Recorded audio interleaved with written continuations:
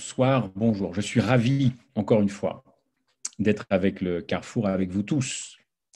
Bienvenue à ceux qui nous rejoignent, bienvenue à ceux que je connais, bienvenue à ceux que je ne connais pas. Et c'est un plaisir, encore une fois, de partager l'Évangile, quelles que soient les latitudes ou quels que soient les fuseaux horaires, évidemment. Alors, que Dieu nous accompagne dans ce partage. Bien sûr, on vient de vous lire Romains 8. Et oui, j'ai intitulé, je regarde ma montre parce que je suis assez bavard, Voir l'Apocalypse dans les enfants de Dieu.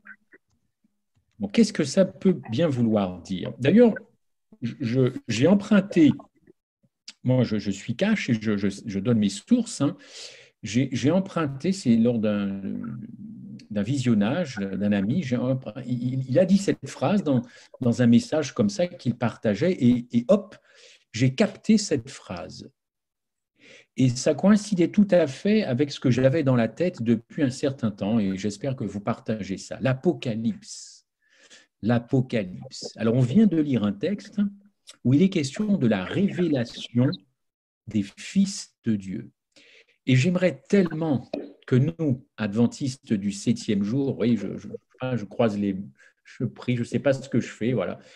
J'aimerais tellement que nous présentions l'Apocalypse d'une façon à attirer les cœurs à Christ. Et je ne sais plus maintenant aujourd'hui de quel apocalypse finalement nous parlons, nous les chrétiens, nous les adventistes. Je ne sais plus de quel apocalypse. Parce que j'ai l'impression qu'il y a deux apocalypses. Il y a l'apocalypse où tout nous tombe sur la tête. Bon, c'est prévu, pas de souci. Et puis il y a l'apocalypse qui veut quand même dire révélation. Alors moi, j'aimerais savoir, au fond, où on va en cette fin d'année, en cette fin des temps. On va où? Et encore une fois, quel type d'apocalypse? Moi, je n'ai rien contre la tragédie des siècles, mais j'aime beaucoup Jésus-Christ, du même auteur.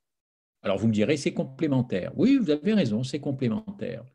Mais ça n'a pas du tout le même effet chez les gens. En tout cas, d'expérience, je parle. Quel apocalypse, au fond, nous prêchons?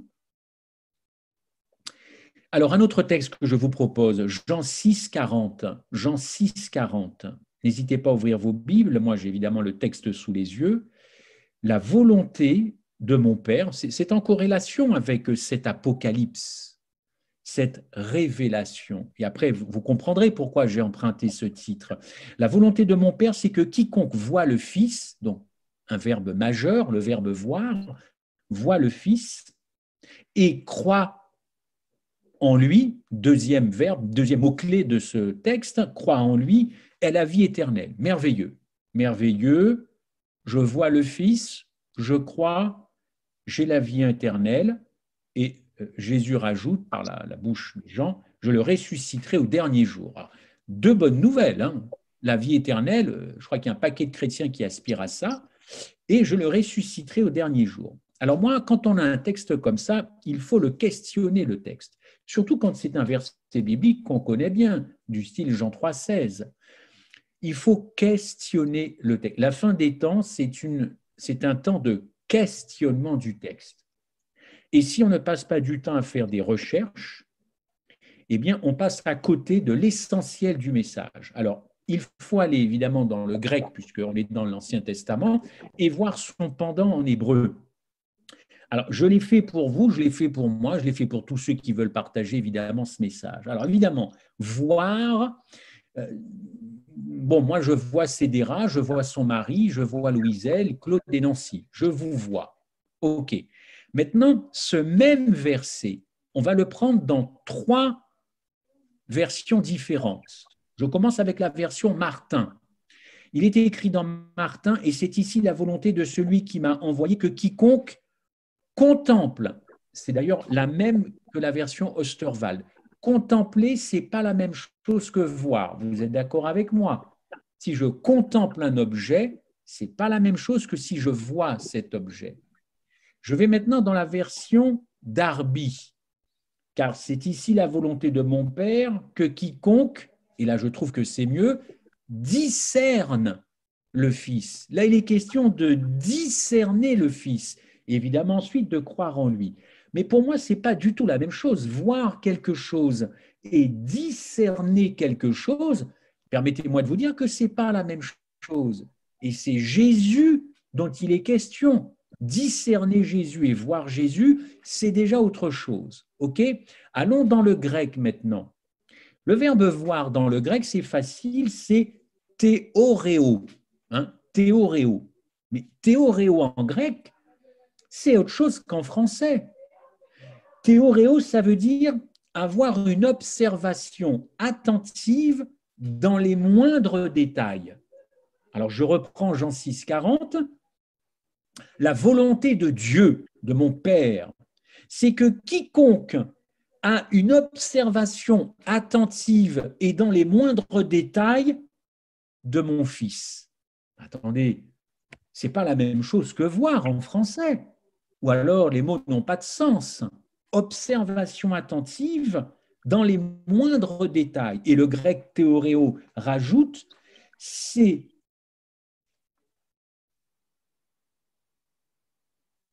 j'ai mis c'est jouir d'une présence. Oui, jouir d'une présence. Alors, c'est encore plus fort. Et on se demanderait en français quel est le rapport avec juste le fait de voir. Je reprends le verset. La volonté de mon Père, c'est que quiconque jouit de la présence de mon Fils et croit en lui ait la vie éternelle. Je pense que vous avez tout compris et à la rigueur, je pourrais même m'arrêter là. Vous avez tout compris que ce n'est pas la même chose que de jouir de la présence de quelqu'un. Et Théoréo rajoute encore considérer. Ça n'a plus rien à voir avec le verbe voir. Rien qu'en grec, une richesse qui explose comme ça, rien à voir. Ça, c'est pour le verbe voir. Et puis, si je vais au verbe croire, eh bien, c'est encore autre chose. Et c'est ce verbe en grec, c'est pistuo. Pistuo. Et pistuo, évidemment, c'est donner du poids. Toujours en grec. Vous comprenez? Donner du poids. Alors, je vais reprendre Jean 6, 40.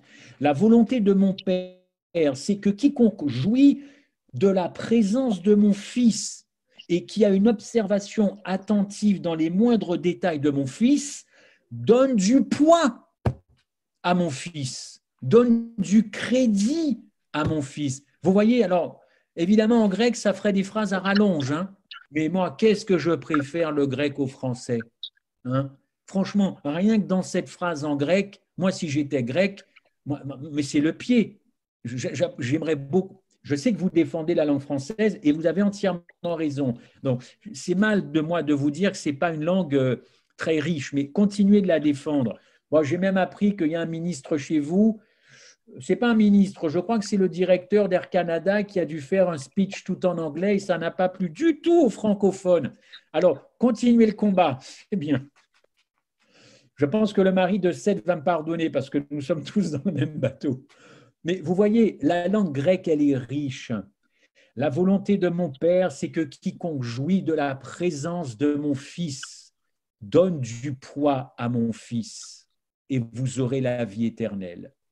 Rien que deux verbes, ça change pour moi complètement. Et puis dans la version Summer, je vous avais promis une troisième version. Là, il est question de tourner ses regards vers le Christ. Celui quiconque tourne les regards vers Jésus-Christ, tournez les regards, donnez du poids, donnez du crédit, le fameux croire en grec. Mais enfin, bon sang, ce verset-là, mais il est terrible, il est terrible. Alors, poursuivons. Donc, vous l'avez compris, quand on a encore un verset comme ça, il faut savoir qu'est-ce que l'auteur a voulu dire derrière les verbes lui-même qu'il emploie, le verbe voir et le verbe croire. Et maintenant, qu'est-ce que ça veut dire voir et croire? Qu'est-ce qui se cache? Qu'est-ce que Jean a vu que nous n'aurions pas vu, ou en tout cas qu'il nous invite, évidemment. Autre question que l'on doit se poser, c'est avec toutes les connaissances bibliques que nous pouvons avoir, que nous avons acquises, est-ce que je ne serais pas passé à côté de l'Apocalypse de Jésus-Christ? Ah oui, Apocalypse, ça veut surtout dire révélation de Jésus-Christ. Mais nous, adventistes du 7e jour, nous en avons fait complètement autre chose et nous sommes coupables devant l'Éternel d'avoir fait ça. Coupables, même si notre discours sur l'Apocalypse, il y a une perspective de retour en gloire, des sauvés d'une vie éternelle, nous avons trahi, je ne sais pas, mais nous avons détourné le but de l'Apocalypse, selon moi, puisque Apocalypse 1, verset 1, il est écrit, n'en déplaise aux puristes, révélation de Jésus-Christ. Donc l'Apocalypse, c'est avant tout la révélation du Sauveur, et évidemment avec l'annonce de ce qui va se passer. Mais d'abord le Christ dans l'Apocalypse, d'abord sa propre révélation tout de même. On ne va quand même pas lui voler ça, il veut se révéler. Et nous nous projetons déjà sur les montagnes qui vont tomber, nous sommes carrément imprégnés de Luc 21, nous sommes imprégnés de Matthieu 23, et il y aura des signes dans le soleil, dans la lune, ce sera la consternation, les hommes vont rendre l'âme, nous serons vendus par nos frères, nos parents, bien sûr. Mais l'Apocalypse, c'est avant tout une révélation de Dieu. Et nous avons une façon de voir l'Apocalypse, n'est-ce pas? Est-ce que vous vous êtes déjà posé la question, et Dieu, comment voit-il l'Apocalypse? Comment voit-il l'Apocalypse, Dieu? J'entends personne se questionner là-dessus. Comment Dieu voit l'Apocalypse? Ça, je pense que c'est une bonne question. Et quand il regarde ses enfants, eh bien, qu'est-ce qu'il voit? Est-ce qu'il voit l'Apocalypse dans les enfants de Dieu, dans ses propres enfants? Tout en sachant que l'Apocalypse, c'est sa propre révélation, c'est son propre dévoilement à la fin des temps. Qu'est-ce que ça me sert de savoir tout ce qui va se passer si je ne suis absolument pas capable d'être à moi-même la révélation de Jésus-Christ? Alors oui, dans ce verset, voir, croire, évidemment, les verbes majeurs avec les questions annexes qu'on doit se poser. Et celle-ci encore que je répète, est-ce que nous ne serions pas passés à côté du dévoilement de Jésus-Christ, n'est-ce pas? Le dévoilement de sa face, puisqu'il est question dans un autre verset qu'on va voir tout à l'heure, de la face de Jésus-Christ. Ai-je perdu la face de Jésus-Christ à force de parler d'autre chose que de la croix et de Jésus-Christ? Est-ce que je ne me suis pas diminué spirituellement, pensant me renforcer d'ailleurs, en annonçant le message des 3 anges, en annonçant avec un cœur entier, honnête, tout ce qui va arriver? Mais est-ce que je n'ai pas diminué un potentiel extraordinaire à vouloir parler de plein de choses, sauf de l'essentiel, au prétexte de l'urgence eschatologique, au prétexte qu'il faut sauver un maximum de monde? Je vous rappelle que le salut, il ne s'agit pas de sauver un maximum de monde. Je ne sais pas où nous avons trouvé ça dans la Bible, hein, sauver un maximum de monde. Dieu ne tient pas une calculette dans ses mains, il ne compte pas le nombre de baptêmes à chaque fois dans les églises mondiales. Dieu n'est pas un comptable. Dieu veut des cœurs. Dieu, ce n'est pas un épicier quand même. Depuis quand les anges tiennent des comptes alors? Il y a des livres, mais est-ce qu'il y a le livre des comptabilités? Je ne connais que 3 livres dans la Bible. Maintenant, si un 4e livre sur la comptabilité, le nombre de baptêmes égale sauvés, et plus il y en a, mieux ce sera au ciel, je vous rappelle, c'est quand même un reste qui est sauvé. Et si vous allez dans un dictionnaire classique, vous verrez la définition d'un reste. Il n'y a pas de... Bon, bref. Or, la vie éternelle, c'est dans le texte, n'est-ce pas? Alors là, c'est la bonne nouvelle. On souffle, c'est sabbat, la vie éternelle. Alors, c'est dans le texte, Jean 6, 40. Mais la vie éternelle, mais j'ai encore constaté que c'est une obsession chez certains, la vie éternelle. On a tellement envie d'aller au ciel qu'on en a marre d'être sur terre et qu'il faut tout régler maintenant. Et si Jésus pouvait revenir maintenant, il reviendrait. Ben, le problème, c'est qu'on n'a pas encore compris ce verset, puisque la vie éternelle, dans Jean 17, c'est qu'ils te connaissent. Voilà. La vie éternelle, c'est que nous connaissions le Christ. Connaître, yada en hébreu, yada, Y-A-D-A. Je crois vous en avoir déjà parlé ici. C'est un verbe en hébreu qui est très puissant, yada, connaître, puisqu'il s'agit même, il y a même une extension, il y a même une connotation très intime qui relève de la sexualité. Allez dans la Genèse, Adam connut Ève, Adam yada Ève. Donc, excusez-moi, il faut quand même une sacrée intimité dans un couple. C'est le même verbe, yada. Or, la vie éternelle, c'est qu'il te yada, c'est qu'il te connaisse. La vie éternelle, c'est connaître Christ, c'est pas autre chose. Et on a un peuple qui est fixé tout le temps, toujours pressé d'aller au ciel, parce que sur terre, il n'y a plus rien de bon. Bon, écoutez,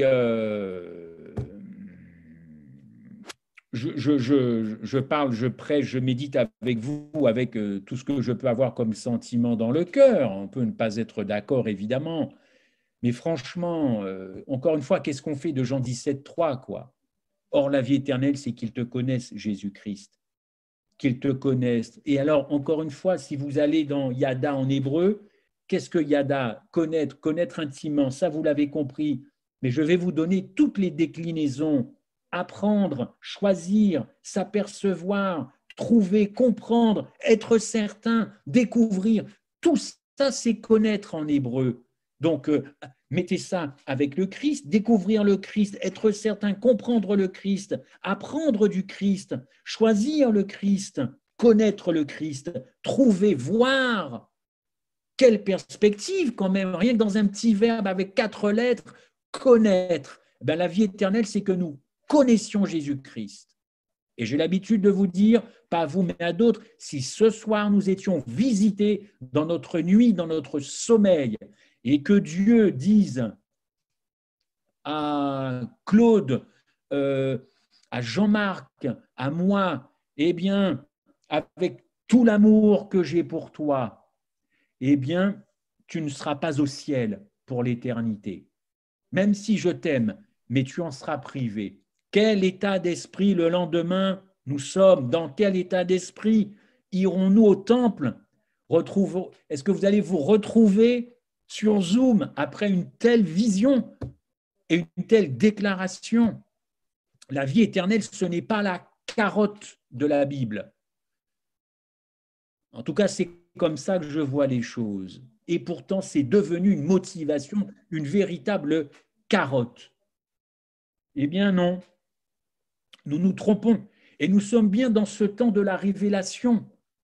Nous sommes dans un temps de proclamation, certes, bien sûr, mais nous sommes surtout dans ce temps de révélation, de proclamation de l'Évangile, l'Apocalypse, la révélation. Et Dieu aimerait voir l'Apocalypse dans les enfants de Dieu, dans son peuple. Il aimerait voir cet Apocalypse. Et nous, nous prêchons une autre Apocalypse. Mon fils, donne-moi ton cœur, n'est-ce pas? Mon fils, donne-moi ton cœur. Certes, Jésus ne souhaite pas nous culpabiliser. Il y a une chose qu'il souhaite, c'est le cœur, vous le savez. 876 fois le mot cœur dans la Bible, 876 fois. Et combien de fois Dieu dit ou Jésus dit, donne-moi ton cœur? Je vous donne un autre proverbe, Proverbe 23, verset 26. Mon fils, donne-moi ton cœur. Encore une fois, donne-moi ton cœur. Et la suite du verset, et que tes yeux, voyez, on retrouve encore les yeux, donc la vue, Proverbe 23, 26, et que tes yeux se plaisent dans mes voies. Prendre du plaisir en Jésus-Christ. Comment voulez-vous prendre du plaisir dans un homme qui m'est quasiment inconnu et quand il revient, je ne connaîtrai pas plus sur lui? Moi, le véritable drame, il se joue pour moi dans 2 ou 3 versets de la Bible. Tu as perdu ton premier amour. Pour moi, c'est clair, quand je lis encore ce verset, après quelques années, je tremble. Tu as perdu ton premier amour. Ça fait réfléchir ou pas? Alors, qu'est-ce qui nous motive à la fin des temps? Gagner des âmes, les baptiser à mort et ne connaître toujours pas personnellement ce Sauveur. Personne ne s'y trompera. Personne ne s'y trompera. Autre verset qui me touche énormément, tu as cru que je te ressemblais. C'est toujours effectivement dans Psaume cette fois-ci, Psaume 50. Tu t'es imaginé que je te ressemblais. Tu t'es imaginé que je te ressemblais. Quel verset? Psaume 50, verset 21, n'est-ce pas? Alors, qui est ce Jésus qui revient? Qui est ce Jésus? Qui est-il au fond? Je suis amené à vivre l'éternité, c'est lui qui le promet, mais qui est Jésus qui revient? Tu t'es imaginé que je te ressemblais et maintenant je vais te châtier.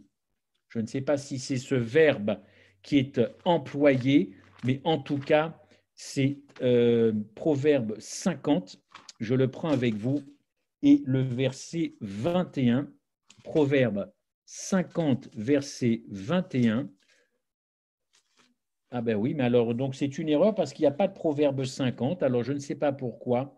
Je le retrouverai. C'est quand même curieux. C'est une petite erreur de ma part. En tout cas, c'est bien, tu t'es imaginé que je te ressemblais. C'est dans les psaumes. Pardon? Psaumes. Psaume 50. Bon, ben très bien alors. Alors, Oui. j'y retourne. Permettez-moi, on est en direct. Hein. Ça va que Psaume, c'est pas très loin de Proverbe, donc on gagne du temps. Psaume 50, et je veux voir avec vous le verbe qui est Psaume 50, verset, j'ai dit, 21.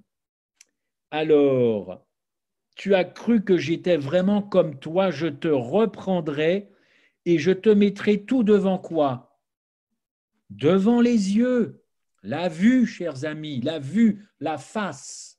Je vais tout reprendre avec toi, tout reprendre en 2022, tout reprendre en 2022, parce que tu n'as toujours pas compris qui je suis. Je suis celui qui suit et celui qui revient, et tu as perdu ton premier amour, et tu crois qu'après avoir amassé des siècles de connaissances venues du judaïsme, du protestantisme et du catholicisme romain, tu vas t'imaginer que ça fait monter au ciel. Mais si les connaissances faisaient monter au ciel, il y en a un paquet qui serait monté avant nous quand même. Je vais tout remettre devant tes yeux. Il y a ce que l'on appelle, chers amis, vous savez ce que c'est que l'anthropomorphisme. L'anthropomorphisme, regardez dans le dictionnaire, ça consiste à concevoir la divinité à l'image de l'homme. Autrement dit, bon, nous sommes des hommes avec une tête, tout ça. Bon, alors on projette un corps. Bon, c'est vrai que si nous avons été créés à l'image de Dieu, Dieu doit nous ressembler quand même. Ça, c'est de l'anthropomorphisme.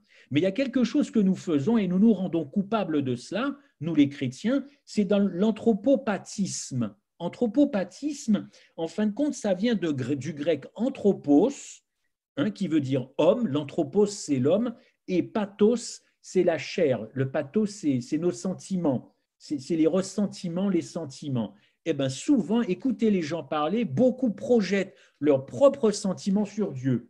Si je ressens ça, Dieu ressent ça. Si c'est comme ça, non, non, non, non, non, non, non. Tu t'es imaginé que je te ressemblais. Alors, comme tu t'es imaginé que je te ressemblais et que tu crois que je fonctionne comme toi, parce qu'au fond, c'est là où je veux en venir, eh bien, je vais tout reprendre à zéro. Je vais te présenter véritablement qui je suis, parce que tu ne peux pas hériter de la vie éternelle dans ces conditions.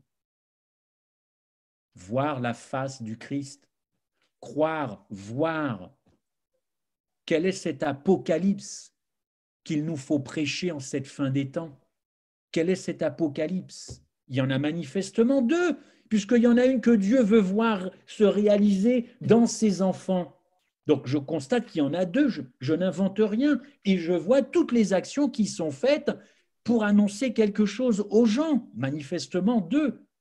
Alors vous allez me dire, oui, mais ce qu'on annonce aux autres, on leur demande de se repentir, parce que sinon ils sont perdus.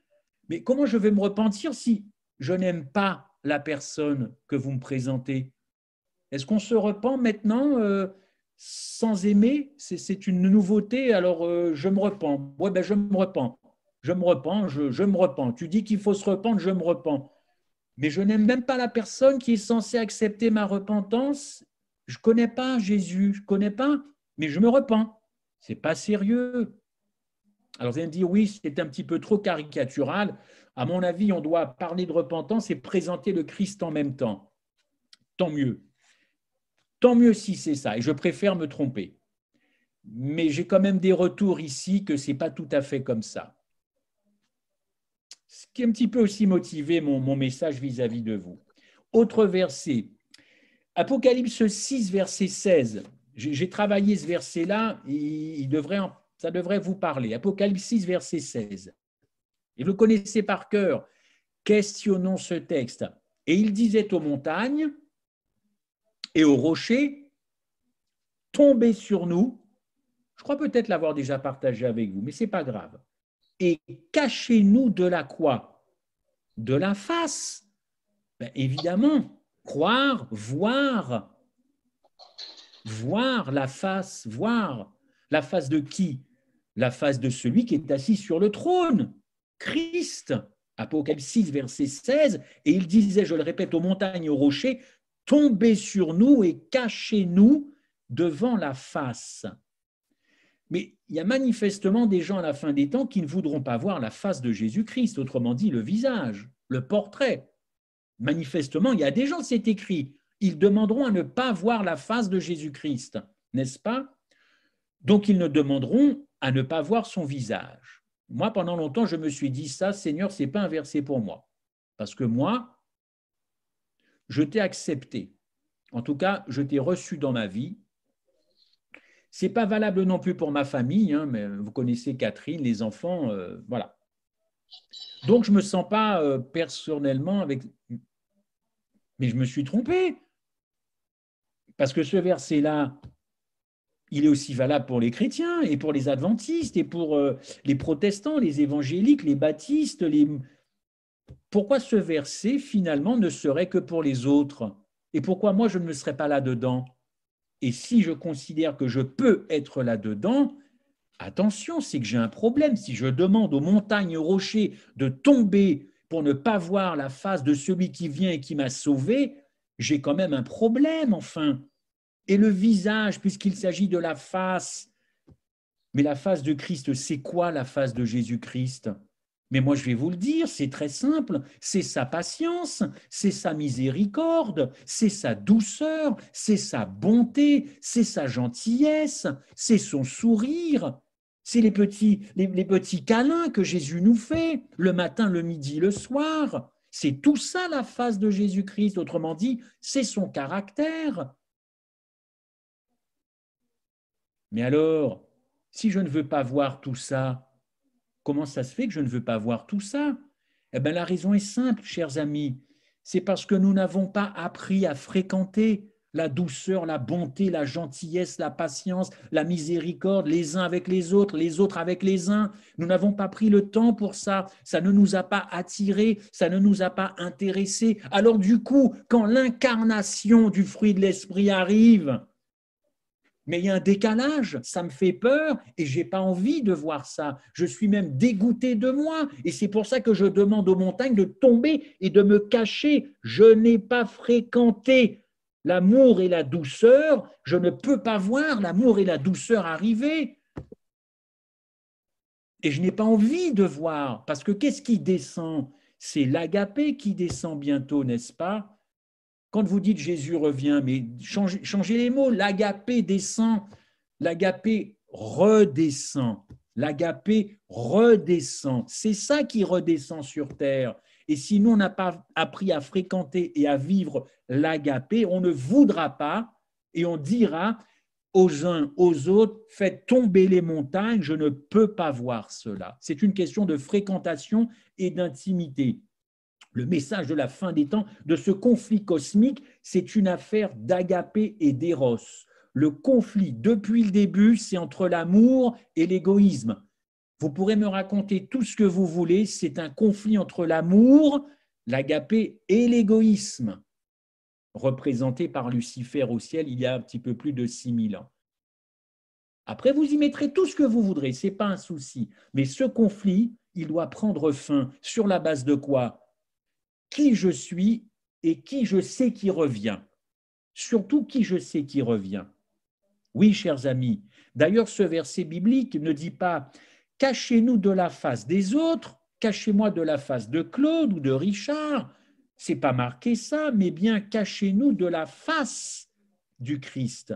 Alors oui, le verbe « voir » en grec, c'est-à-dire la vue, dans le verset de Jean 6, 40, ce n'est pas véritablement le verbe voir. Vous l'avez compris, pour Jean, il s'agissait de prêter attention au Fils, prêter attention, porter attention, avoir une insistance attentive sur la personne du Christ. Voilà le véritable verbe employé par Jean et non pas ce pauvre verbe en français, excusez-moi encore, du verbe voir. Je vois une tasse, je vois un chat, je vois une lampe, mais c'est rien.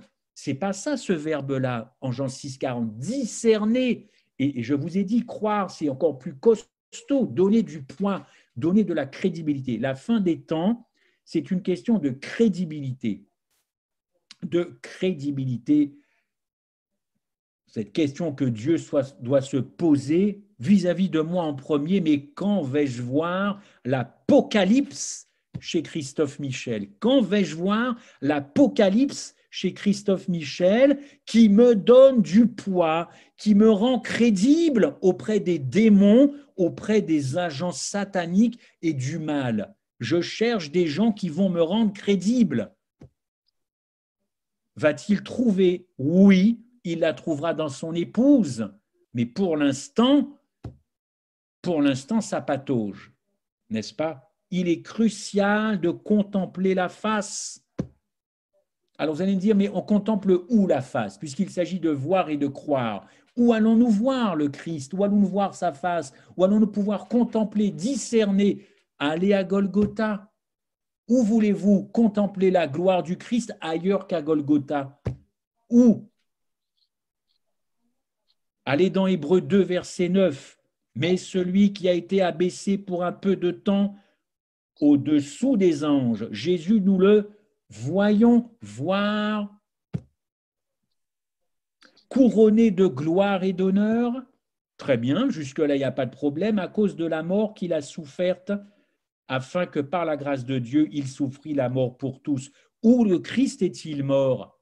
À Golgotha. Il n'est pas mort ailleurs, hein? Il est mort à Golgotha. Vous voulez voir la gloire de Jésus-Christ? Allons à la croix, tous ensemble, bien qu'il n'y ait plus, bien que nous savons qu'il est au ciel. Allons voir le lieu de la gloire, le lieu de l'Apocalypse, c'est-à-dire le lieu de la révélation de cet amour agapé. Allons sur le lieu de l'Apocalypse. Mais j'ai l'impression que ce n'est pas cet Apocalypse-là que nous prêchons. J'en ai pas l'impression. La gloire de Dieu en son Fils Jésus-Christ, c'est son sacrifice. C'est cet agneau qui a été immolé pour les péchés du monde. Golgotha, c'est le point culminant de la gloire, n'est-ce pas? Et le centre d'adoration planétaire, c'est Golgotha. C'est ce point culminant. Alors, si nous voulons adorer avec une adoration en esprit et en vérité d'une façon absolue, c'est encore étudier la croix. C'est réapprendre encore une fois ce qui s'est passé. Et qu'est-ce que vous voyez à Golgotha? Alors certains ne vont voir que du sang, bien sûr, mais on peut y voir de la douceur, de la capacité à endurer, on peut voir une tolérance, on peut voir la bonté, la beauté, la longanimité, la douceur, alors que le Christ vit des heures terribles, ça coule tout ça dans son corps. Le lieu de Golgotha, n'est-ce pas? Oui, Dieu veut que nous voyions que son Fils n'a pas hésité une seule seconde à venir. C'est même lui qui a sollicité, vous le savez, l'entretien qu'Ellen White révèle dans ses livres par 3 fois. Christ vient auprès de son Père et demande à être cet agneau, Seigneur. Voir, croire, voir l'Apocalypse dans les enfants de Dieu. Il y a un texte de Malachie 3, 17. Il est écrit « Ô Galates, Non, ce n'est pas Galate, ça c'est plutôt Galate, pardon. Insensé, qu'est-ce qui vous a ensorcelé pour faire que vous n'obéissiez point à la vérité, vous à qui Jésus-Christ a été auparavant portrait devant quoi? Devant vos yeux et crucifié entre vous. Le Christ s'est révélé aux Galates, il s'est révélé aux Corinthiens, il s'est révélé aux Éphésiens. Mais là, Paul dit, mais vous les Galates, comment se fait-il que vous soyez partis en vrille alors que le vrai Christ vous a été présenté, vous avez vu sa face, vous avez vu son portrait? Les Galates ont vu le crucifié, n'est-ce pas? Et ils sont allés voir ailleurs parce que l'expression dit l'herbe est toujours plus verte qu'ailleurs, n'est-ce pas? Rappelez-vous que la vie éternelle, c'est avant tout une personne. Rappelez-vous cette histoire de Jacob. Rappelez-vous Jacob quand Jacob devient Israël et il rentre au pays de Canaan. Écoutez bien, après 20 ans d'exil, il prend le nom d'Israël et après sa lutte avec Dieu, vous le savez très bien, Jacob voit Ésaü. Ésaü qui arrive avec 400 hommes pour lui régler son compte, n'est-ce pas? Jacob et tous les membres de sa famille, nous sommes en Genèse 33, verset 10, se prosternent devant Ésaü. Ils se prosternent devant Ésaü. Jacob et Ésaü pleurent, bras dessus, bras dessous, n'est-ce pas? Quand ils se revoient, ils n'ont pas toujours été grands copains, hein, entre vous et moi. Et voici ce que dit Genèse 33, 10. Alors ça, c'est boum! Puisque j'ai vu ta face, j'ai vu ton visage, Louiselle, j'ai vu ton visage, puisque j'ai vu ta face comme on voit la face de Dieu. Vous vous rendez compte de cette remarque? Voir la face de Dieu, voir l'Apocalypse dans les enfants, voir l'Apocalypse dans le visage des enfants de Dieu. Autrement dit, voir la révélation de Jésus-Christ, la personne de Jésus-Christ, son caractère, sa main tendue, ses mains percées, ses mains tendues. Quand verra-t-il cet apocalypse dans les enfants de Dieu? Parce que Jacob a vu la face de Dieu et lui dit, tu m'as accueilli favorablement. Voir la face de Christ, Laodicée croit la voir. Laodicée, vous le savez, croit qu'elle est tellement riche qu'on n'a plus rien à lui apprendre sur la croix et Golgotha. Alors, on va se focaliser sur tout ce qui va arriver à la fin, parce que c'est ça le plus important. Eh bien, je crois qu'on va avoir de sacrées surprises. J'aimerais que ce soit de bonnes surprises. Il y en a sûrement, je ne suis pas Dieu, et je n'ai pas ma boule de cristal. Mais je crois qu'on va avoir de sacrées surprises. Voir la face de Dieu. Est-ce que voir la face de Dieu, c'est la multiplication de tout un tas de choses, n'est-ce pas? Multiplication des programmes, multiplication de tout ce que vous voulez. Est-ce que c'est ça? Est-ce que c'est aussi systématiquement attaquer l'Église ou s'attaquer entre nous? C'est ça, voir la face du Christ? Se dénigrer, se chamailler, se critiquer. C'est ça, voir la face? On peut avoir des différences et vous en avez, et nous en avons.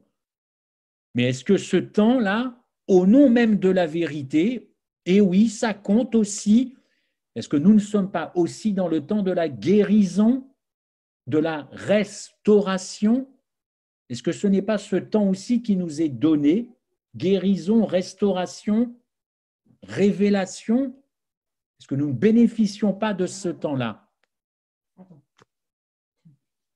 Voir la face de Christ, c'est en finir, évidemment, avec nos limites. Voir sa face pour mieux le connaître, pour mieux l'aimer. Je vous en ai déjà parlé, mais j'aime bien le répéter parce que je suis au bon endroit ici. Aimer le Christ, agaper le Christ dans la prière, dans l'étude et dans ce que vous faites, évidemment, évidemment. Voir sa face pour mieux l'aimer, pour que celui qui vient ne soit plus un inconnu, au bout de plusieurs années d'église ou de groupes de maisons, de foyers, tout ce que vous voulez, je peux très bien ne pas être capable d'avoir fait du Christ mon ami personnel.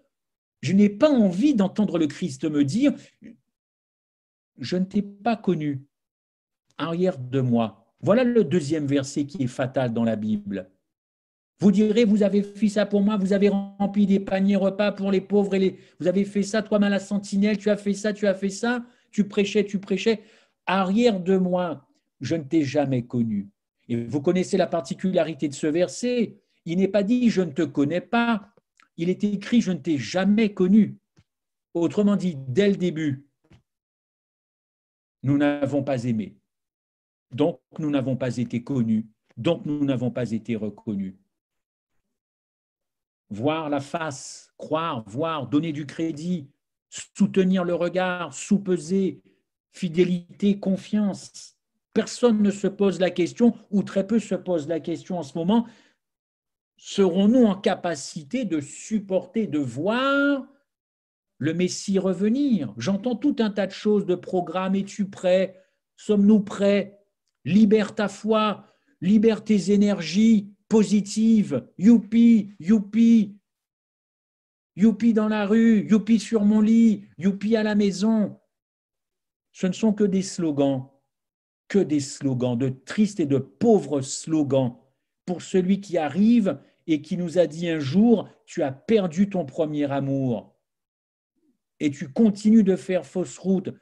Pourquoi croyez-vous que Dieu a suscité deux hommes qui venaient non pas de nulle part, mais qui n'étaient pas prévus pour porter un message comme celui de la justification par la foi? Pourquoi Dieu a encore suscité John C. Wagoner en 1888? C'est pas très vieux cette affaire-là, pour rappeler un certain nombre de choses, revenir à l'essentiel, revenir à moi. Observez-moi, regardez-moi, donnez-moi du crédit. Serons-nous en mesure de le voir quand il apparaîtra? Ce n'est pas une question ni pour vous culpabiliser, ni moi. Mais nous devons honnêtement de nous poser cette question, car encore une fois, certains diront, montagne et aux rochers, tombez sur moi, fréquentez la douceur dans les couples, fréquentez la joie, la paix, alors que tout est très très troublé en ce moment.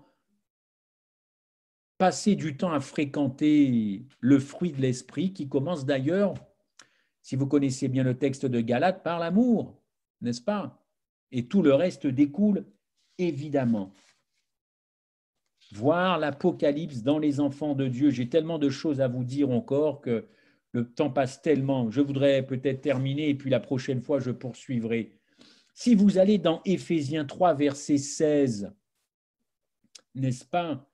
Je lis le texte, hein, afin qu'il vous donne, selon la richesse de sa gloire, d'être puissamment fortifié par son esprit dans l'homme intérieur, en sorte que Christ habite dans vos cœurs par la foi. Habite dans vos cœurs, n'est-ce pas? Ce verbe habiter, ça se dit en grec katoikeo. On le retrouve donc dans Éphésiens 3,16. Il est question d'habitation, habiter, habitation. On retrouve ça aussi dans Éphésiens 2,22, être une habitation de Dieu en esprit. Très bien.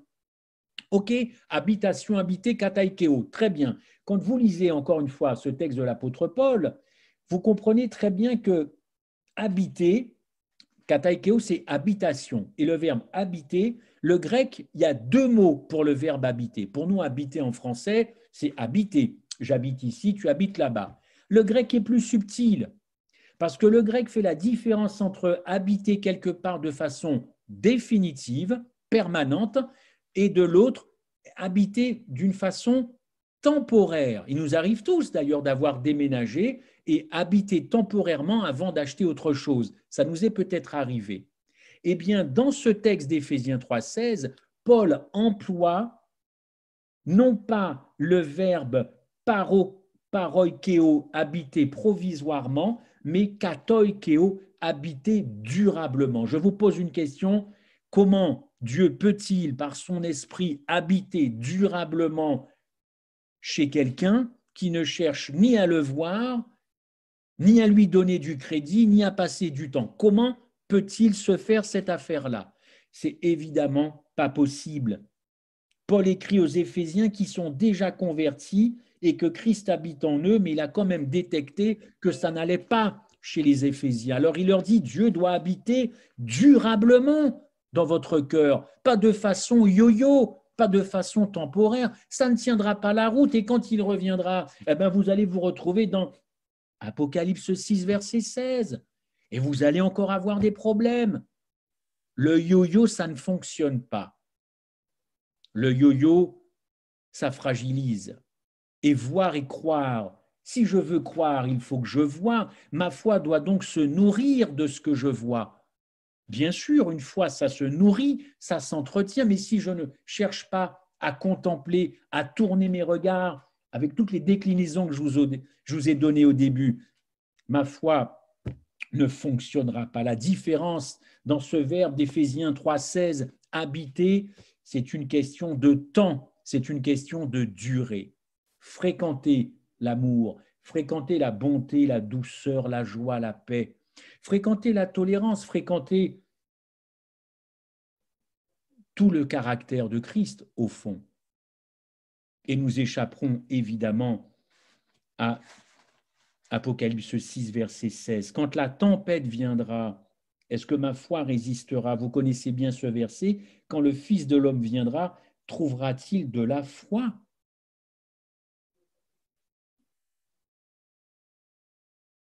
Jean 6, 40, celui qui voit, celui qui croit, il héritera de la vie éternelle.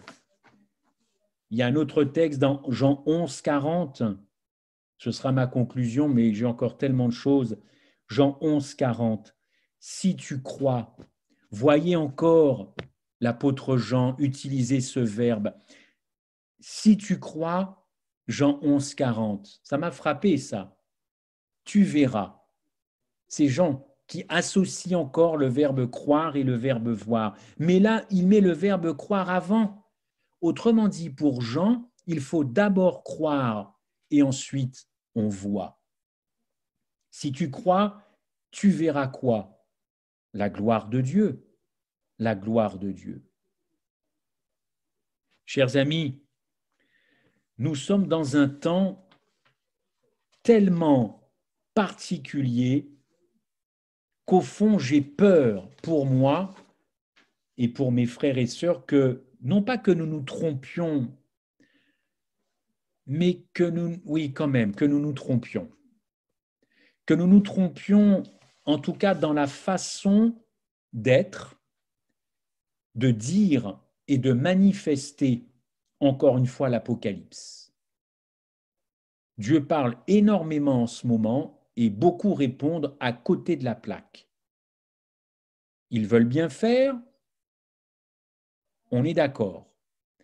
Mais parfois, on peut se tromper et j'ai l'impression, encore une fois, que la façon dont nous voyons l'Apocalypse, est-ce que c'est cette façon dont Dieu voit l'Apocalypse? Beaucoup de connaissances, beaucoup de moyens, ça dépend des endroits, mais il y a de la bonne volonté, il y a de l'authenticité, mais il y a énormément de légalisme, énormément. Je remplis mon contrat, je fais la mission, peu importe. Je ne suis pas sûr, en tout cas, ce n'est pas ma sensibilité de concevoir cet apocalypse, bien qu'il ne faille rien enlever du message eschatologique. J'ai encore relu Matthieu 23 et Luc 11, il est écrit, ça arrivera. Mais c'est d'abord une apocalypse que Dieu veut voir dans ses enfants, une transformation complète. 2 Corinthiens 3, 17, 18, une métamorphose complète à tous les niveaux, de la tête aux pieds. Alors, réfléchissons évidemment à cela, de ne pas nous tromper d'objectif, parce que c'est cet apocalypse-là qui attirera les cœurs et qui feront que certains nous diront « mais je veux connaître absolument, je veux connaître cette personne ». j'avais réservé un petit texte pour vous à la fin. Je ne sais pas si j'ai le temps. Oui, je le dis rapidement. Dieu veut voir effectivement cette révélation. C'est la question, je pense, qu'il faut évidemment se poser. Est-ce qu'il est formé en nous, comme Christ a dit à son Père, tu m'as formé encore? Est-ce qu'il voit cet apocalypse quand on parle de l'agneau? Et on peut très bien parler de l'agneau toute sa vie, hein, sans être un agneau chez soi, hein, à l'église ou à son travail. Quand on parle de victoire finale, de quelle victoire s'agit-il? La victoire consiste avant tout à démontrer, plutôt tout à démontrer, alors que tout est noir, que tout est accablant, de démontrer la victoire quand même de l'agneau, la victoire de l'agapé. La fin des temps, ce n'est pas la victoire de doctrine, ce n'est pas la victoire d'un code, ce n'est pas la victoire de préceptes, c'est quand même, et encore une fois, la victoire de l'amour sur la haine, de l'amour contre l'égoïsme. C'est ça le cœur du conflit cosmique. Ce ne sont pas des doctrines qui gagnent, c'est une croix avec un homme dessus, et cet homme s'appelle Jésus-Christ. Bien entendu, mais si je fais encore une fois dans ces temps de la fin, le moi, encore moi, le centre de tout, moi j'ai fait ça, moi j'ai dit ça, moi j'ai donné ça, je me trompe de fin des temps. Je ne tire pas ma gloire des hommes, a dit le Christ, mais je sais que vous n'avez point en vous l'amour de Dieu. Vous n'avez pas l'amour de Dieu. Comment pouvez-vous croire, vous qui tirez votre gloire les uns des autres, Jean 5, 41, et qui ne cherche pas ma gloire, la seule qui vient de Dieu, c'est pas moi qui le dis, Jean 5, 41 et suivant. Alors, en cette fin des temps, et c'est vraiment ma conclusion, croyez-moi, quand l'amour descend, quand l'agapé descend, eh bien, ça nécessite que maintenant, puisque ce temps nous est donné, le temps de la guérison, le temps de prendre soin des uns des autres, d'aimer, et ne pas vociférer au prétexte que je suis adventiste et que j'ai une somme de connaissances, qu'il faut que je balance tout ça. Non, que l'on renonce d'abord à nous-mêmes, que l'on renonce d'abord à nous-mêmes avant de dire quoi que ce soit sur tout un tas de sujets très importants et bibliques, évidemment. Mourir à soi-même, Matthieu 23, 25. Pour moi, la clé de la fin des temps, c'est encore le problème de la transformation du cœur. La transformation du cœur, une vie transformée, ça ne se fabrique pas, chers amis. Une vie transformée, ça se reçoit. Je vous raconterai une autre histoire. Je ne voudrais pas vous prendre trop de temps la fois prochaine. La différence entre la religion et l'Église. Mais je crois que l'Apocalypse doit véritablement maintenant se voir dans les enfants de Dieu. Ne nous trompons pas d'Apocalypse.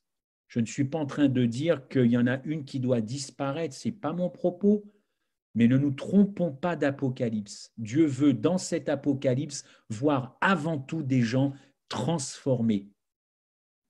Alors, à vous de voir. Amen.